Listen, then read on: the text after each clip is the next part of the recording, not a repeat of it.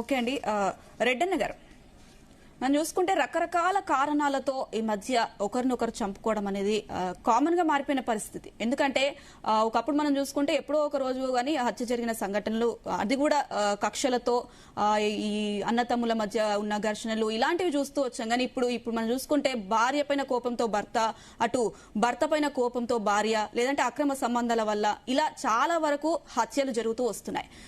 అందులో కూడా చిన్న పిల్లలను చూడకుండా కూడా వాళ్ళని చంపేస్తున్న పరిస్థితి. అంటే వీళ్ళ వైఖరిని ఎలా చూడాలి? భయం లేకుండానే చేస్తున్నారు అనుకోవాలా? ఒకటి, ఇప్పుడు ఈ దేవాంగుల విలేజ్ లో జరిగినటువంటి ఈ మారణ హోమము, ఈ డెఫినెట్ గా వీటి సైకో, 100% సైకో. ఈ సైకోలు ఎప్పుడు తమ గురించి ఆలోచన చేయరు. తమ ఆధిపత్యాన్ని నిరూపించుకోవాలి, ఎలాగైనా ఎదుటి వ్యక్తిని ఏమైనా పర్వాలేదు. వీళ్ళు ఒక్క క్షణం ఎప్పుడైనా ఆలోచన చేసి, అరే నేను ఇదే కాదు, చాలా మర్డర్లు తీసుకోండి మీరు. ఇంత క్రితం నల్గొండ జిల్లాలో జరిగిన మర్డర్ కానివ్వండి, మిగతా చాలా సందర్భాల్లో ఈ మర్డర్లన్నీ కూడా విచక్షణ జ్ఞానాన్ని కోల్పోయి అప్పటికప్పుడు కొన్ని సందర్భాల్లో ప్లానెడ్ గా, వీడైతే ప్లానెడ్. ఎందుకంటే ఆ అమ్మాయి ఇప్పుడు 17 years గర్ల్ ని మొలెస్ట్ చేయబోయాడు. చాలా సందర్భాల్లో ఆ అమ్మాయిని వెంబడించాడు. ఆ అమ్మాయిని స్కూల్ మాన్పించారు. స్కూల్ మాన్పించి ఎగ్జామినేషన్ హాల్ కూడా కన్న తల్లి తీసుకుపోయి శంషాబాద్ కు పోయి రాయించుకొని వస్తా ఉంటే కూడా ఆ గేటు దగ్గరే ఉండి నక్కి ఉండి ఆ అమ్మాయి చేయబట్టి లాగే ఆ అమ్మాయిని తీసుకెళ్లి రేప్ చేయబోయాడు. అది పోలీస్ స్టేషన్ లో కంప్లైంట్ చేశారు. ఆ పోలీస్ స్టేషన్ లో కంప్లైంట్ చేస్తే వాళ్ళు అటెంప్ట్ పోక్సో యాక్ట్ కింద ఏదో ఎఫ్ఐఆర్ కట్టారు. ఎఫ్ఐఆర్ కట్టిన తర్వాత వీడు ఆ ఊరు నుంచి పరారైపోయాడు. పరారైపోయి వాడు తర్వాత యాంటిసిపేటరీ బెయిల్ తీసుకున్నాడు కోర్టులో బెయిల్ తీసుకున్న తర్వాత అంత క్రితం వరకు ఊర్లోకి రాలేదు. సో అదే కాకుండా ఊర్లోకి రాలేదు. వచ్చేటప్పటికే వాడు కత్తి ఒకటి తీసుకొని, కారు ఒకటి హైర్ చేసుకొని ప్లాన్ చేసుకున్నాడు, how to kill, whom to kill, ఎప్పుడెప్పుడు ఎవరోని. సో రాత్రి 10 గంటలు దాటిన తర్వాత వచ్చాడు. ఎవరైతే ఈ అమ్మాయి ఉందో అమ్మాయి ఇల్లు తలుపు తట్టాడు. బ్యాక్ సైడ్ నుంచి గోడెక్కి తలుపు తడితే ఆ అమ్మాయి తలుపు తీస్తే ఆ అమ్మాయిని ఏమనలేదు. పోగానే వాళ్ళమ్మ లక్ష్మిని చంపాడు. సో ఎదురొచ్చిన వాళ్ళ అమ్మమ్మని చంపాడు, రుక్కమ్మని చంపాడు. చంపేసి ఈ అమ్మాయిని బలవంతంగా వస్తావా నిన్ను చంపాలా అని ఇబ్బంది పెట్టి ఆ అమ్మాయిని బలవంతంగా వెనక దౌరులో నుంచే తీసుకెళ్లాడు. ఊరి బయట తీసుకెళ్లి అక్కడ చాలా మంది పోస్ట్ మార్టంలో చేస్తుంది మానభంగం చేశాడని అంటున్నారు.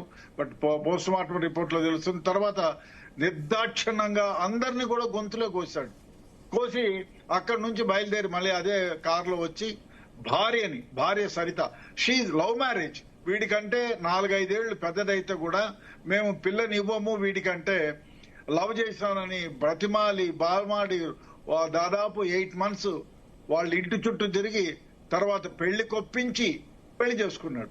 పెళ్లి చేసుకుని మంచి ముత్యాల లాంటి పిల్లలు, 2 పిల్లలు, 4 ఏళ్లు 2 ఏళ్లు, పాప బాబు, వీళ్ళిద్దరిని అంత అపురూపంగా ఉన్నారు పిల్లల్ని.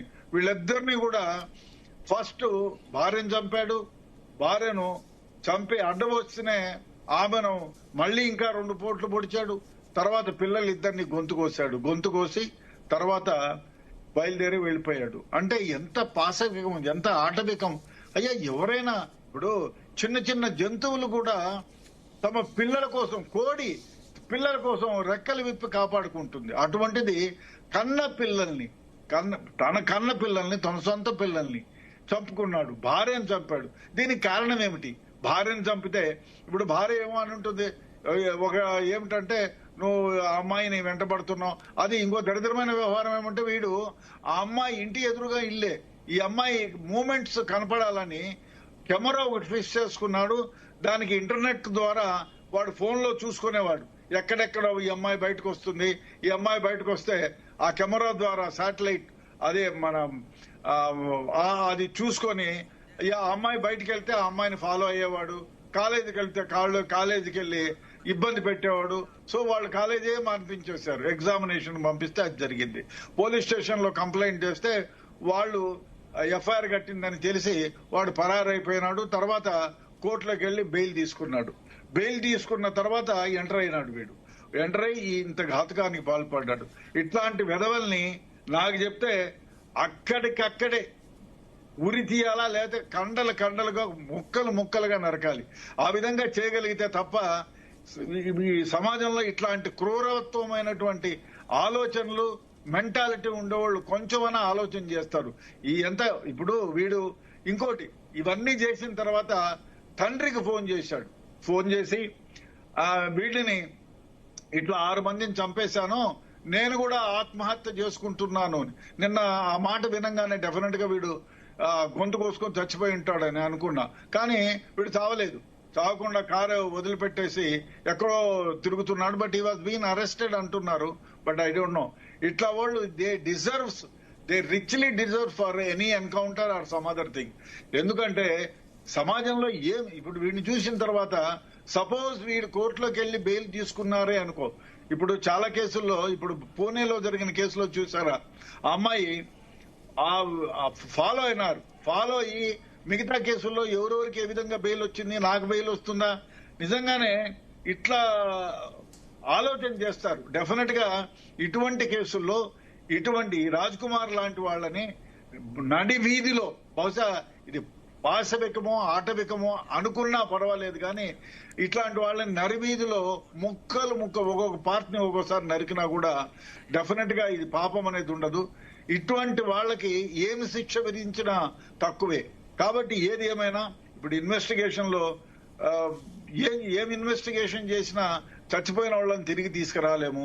ఇంకోటి ప్రపంచంలోకెల్లా మరీ దారుణమైన వ్యవహారం ఏమంటే, ఈ అమ్మాయి చనిపోయిన అమ్మాయి అక్క ఉంది, 19 ఏళ్లు, మెంటలీ రిటార్టెడ్. ఇప్పుడు తండ్రి మొన్ననే చనిపోయాడు 1 year బ్యాక్, అది కూడా వీడే చంపాను అంటున్నాడంట. మరి ఐ డోంట్ నో, ఇన్వెస్టిగేషన్ లో బయటకు రావాలి. ఆ దగ్గర వాడు ఎక్కడైతే కారు పెట్టాడో, ఈ అమ్మాయిని చంపేశాడో అక్కడ ఆ 7 రాళ్లు పెట్టాడంట. అంటే వీళ్ళు 6, 7 అంటే వీళ్ళ నాన్ననా, వీడే చంపాడా? వాళ్ళు ఆ రోజు హార్ట్ అటాక్ అని చెప్పి వీడే కారులో తీసుకుపోయి హాస్పిటల్లో అడ్మిట్ చేశారంట. అప్పటికే చనిపోయినాడు, బ్రాడ్ డెడ్ అన్నారంట డాక్టరు. అంటే వీడు దారిలో పోతా ఉండేవనా ఆయన్ని ఒకవేళ హార్ట్ అటాక్ నిజంగా వస్తేనే గొంతు నుండి ఏమైనా చంపేశాడా? అర్థం కావాలి. మరి ఇన్వెస్టిగేషన్ లో ఇవన్నీ బయటికి రావాల్సిన వ్యవహారం ఉంది. ఏది ఏమైనా ఇది చాలా బాధాకరమైన విషయం. ఇట్లాంటి సైకిక్ మెంటాలిటీ చాలా మంది ఉంది. పూణే కేసులో కూడా అమ్మాయి 20 years షీ హస్ డన్. ఎంత అంటే ఒకసారి తోసి పాము కరిసిందని చెప్పడం, సమాజం ఎక్కడ పోతుందో అర్థం కాకుండా ఉంది. ఓకే అండి రెడ్డన్న గారు, మనతో పాటు POW సంధ్య గారు, అలాగే యమునా పాఠక్ గారు, సైకాలజిస్ట్.